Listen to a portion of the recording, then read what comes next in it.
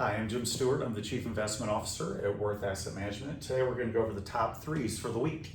We're going to go over our three macro themes, our three favorite asset classes today, and how we're positioned using three different modes, whether we're in protect mode, adding mode, or we're in growth mode. Let's start off with our top three macro themes.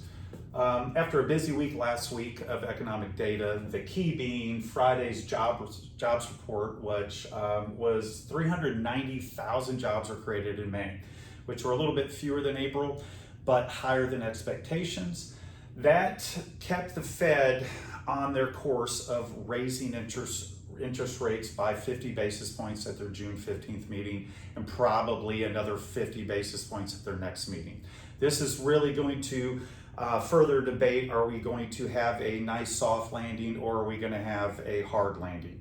So hold that thought. Volatility, after spending about a month above 30, which when we're above 30, that's what we call the uninvestable bucket. That's really where we don't want to be owning equities, trading, etc. That is more of a protect bucket. We're just slightly below it now in about 25, 26 range.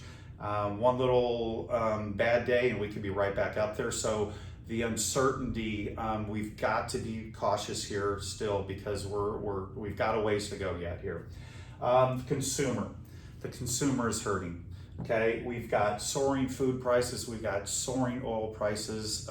Oil is $120 a barrel right now. And that's really hurting the consumer, stopping them from spending, which is going to slow this economy down moving forward. So another thing that we've really got to keep an eye on.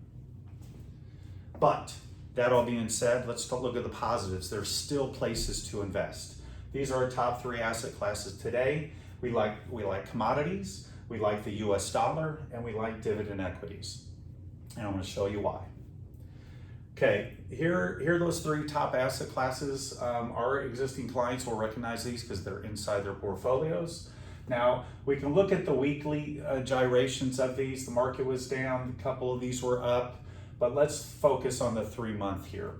Commodities were up almost 15%, the dollar at 3, and the dividends were 1, while the bond index, represented by the AG, and the equity index represented by the SPY are both negative almost 6%. So there are places that you can go ahead and make money in this market even though we're in this uninvestable bucket. But let's see how we're positioned today. Let's focus back on where we were. Since April 6th, coming out of COVID, we were in growth mode all that time. The S&P 500 went up 82% during that time. January 19th, we went into protect mode, right? Safety. Uh-oh, something's going on. The S&P from this point to this point was down 3.6, but from peak to trough, we had a drawdown of 14.6, okay?